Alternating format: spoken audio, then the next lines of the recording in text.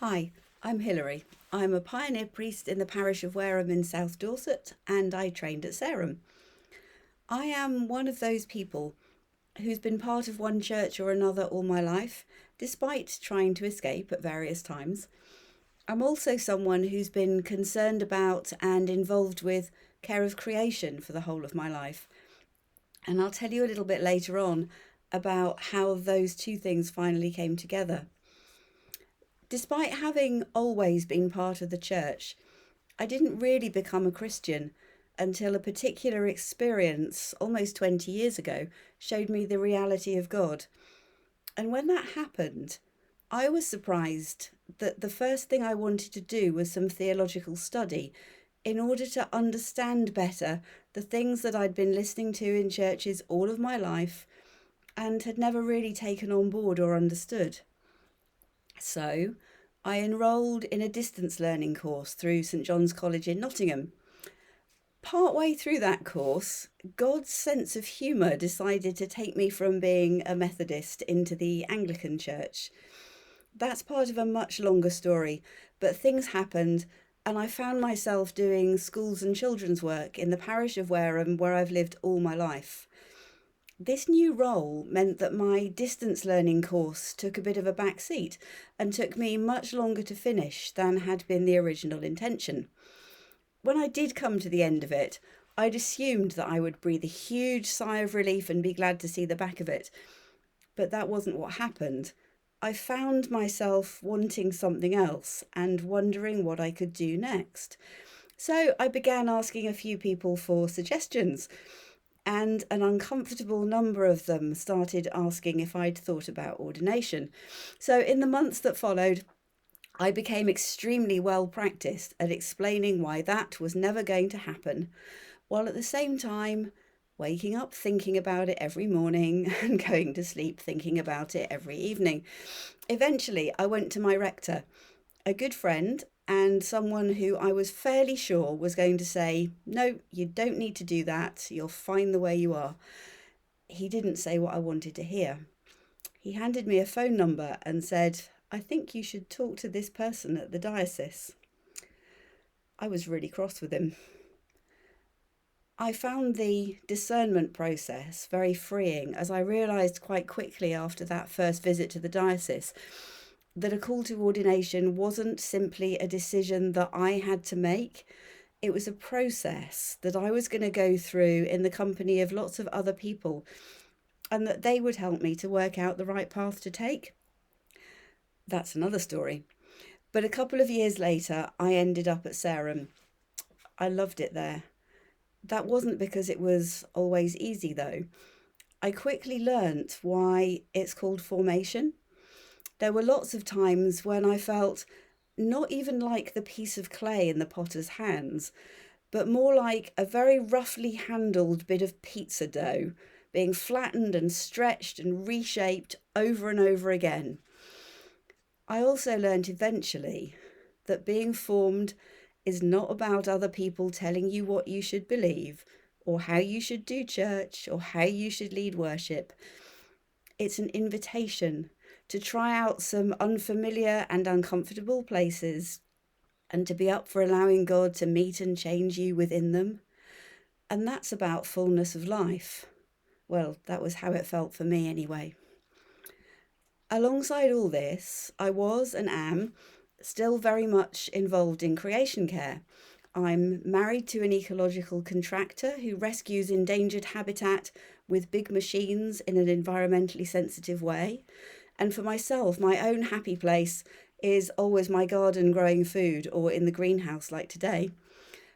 So, like a lot of people who care about the natural world, I was someone who signed eco petitions. I lobbied my MP. I wrote to big businesses suggesting there were ways in which they could make a difference in the world by becoming more ecologically friendly. But eventually I got to a point where that was not enough. I was in curacy by this time, and I was also becoming really frustrated with the seeming indifference of the church to care of creation.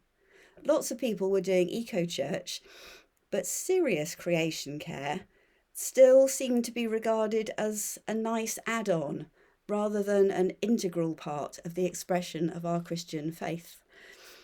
As my frustration with seeing nothing change grew to desperation about the state of the world, the natural world, and the climate crisis, I became aware of Christian climate action and Extinction Rebellion, and I headed off to London with some Franciscan friends. I'm a third order Franciscan. We headed off to London for a bit of rebellion. In the past 5 years or so, I've been part of lots of non-violent protests. Many of them have involved praying, holding silence in unusual and often inconvenient places. Several actions have involved prayerfully blocking roads and inconveniencing people. And I would like to say that I've always been with groups that have a blue light policy, which means if there's an ambulance or a fire engine or something that needs to get to an emergency, we have always moved. And some of the actions I've been part of have even involved inconveniencing and disrupting the church. I've been arrested 6 times and prosecuted twice. I have received quite a lot of criticism, but also a lot of support for being part of CCA and XR and Just Stop Oil. But the underlying reason that I do all this is because I'm a Christian. As a Christian, I believe that God gave us the world to care for from a position of being part of it, rather than from a place of being able to do whatever we like with it. And it's also because of the way that I see Jesus. I think quite often the church fails to see the radical side of Jesus. We think about gentle Jesus, meek and mild, as we learnt about him in Sunday school. And we think about him in terms of love and compassion, which is obviously a really important part of who Jesus was and is. But as well as being love incarnate and full of compassion, Jesus was a radical who spoke truth to power and was executed because of it. When I take part in non-violent but sometimes disruptive climate protest, wearing my clergy collar and being a visible Christian, I believe that I am following the radical Jesus in the action that I am taking.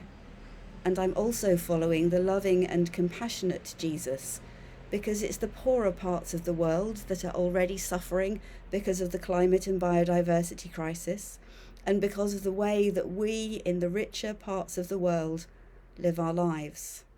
For me, this is a justice issue. And although I know it's not for everyone to do what I do, it's not okay to do nothing. So please take into your ministry with you care of creation as an integral part of Christian life. Learn about it, talk about it, get your church on board with it, not just so that you get the nice eco-church badge on your notice board, though that is a good thing, but so that we can be part of bringing God's justice and fullness of life to all of creation. And please, don't kid yourself that we can recycle our way out of this crisis. When I talk to churches about this, which I do quite a lot, so often the first thing they say is, well, we do our recycling. It's a good thing to do, but it is not going to solve the problem. Our world is complex and beautiful and fragile, and everything is connected. It's connected because of the amazing ways that ecosystems work together, and it's connected because God made it all, including us. Everything in creation has an intrinsic value, not because of what it can give to us or do for us as humankind, but simply because God made it and he loves it, and we are made in his image and designed to do the same thing. So if it's not something you already do, go and connect with God through creation. Walk on wet grass with bare feet. Spend an hour watching insects on flowers. Go out in the rain and turn your face upwards towards it, rather than putting your hood up and hunching your shoulders. When we connect with creation, we get to know it. And when we get to know it, we start to care about it. And once we really start to care about it, we begin to listen to what God might be saying to us about the part that we should play in taking care of it, and how that might be part of our ongoing journey of faith and ministry. Anyway, now I'm going to get off my particular soapbox and I'm just going to say take time to get to know creation. It's a good place to be. The things that you find difficult are often your best teachers. And always count to at least 10 and preferably go and make a cup of tea before answering an email from an irate parishioner. Enjoy summer school.